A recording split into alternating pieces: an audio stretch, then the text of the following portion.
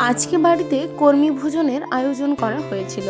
নমস্কার, আমি শুভারিয়া। সকালবেলা নিচে এসে দেখি আমাদের এদিকে মাটিটা অনেকটাই ভরাট করা হয়ে গেছে। আর ওই যে দেখতে পাচ্ছ, আমার টুসি রানী জানেও না আজকে ওর সাথে কি হতে চলেছে।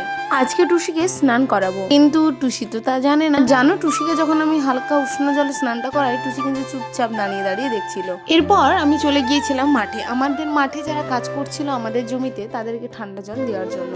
এই গরমে কার যেতে ভালো লাগে, কিন্তু যেতে তো হবেই।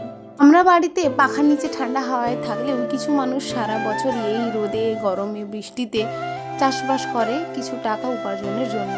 আপাতত তাদের তো জল দিতে যেতেই হবে। আর এসে দেখো আমি এই সালাডটা খাচ্ছিলাম, যেহেতু আজকে আমার নিরামিষ।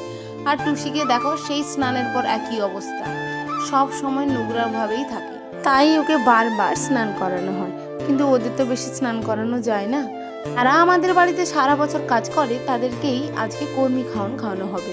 আমাদের বাড়িতে প্রায়ই খাওয়ান লেগে থাকে, পাশে এই মেসের ছেলেরাও লেগে গেছে। ওদের সাথে ছোট কচি কাচারাও বসে গেছে খাওয়ারের জন্য। আজকে তবে এটুকুই রাখি। ভালো থেকো সবাই। রাধে রাধে।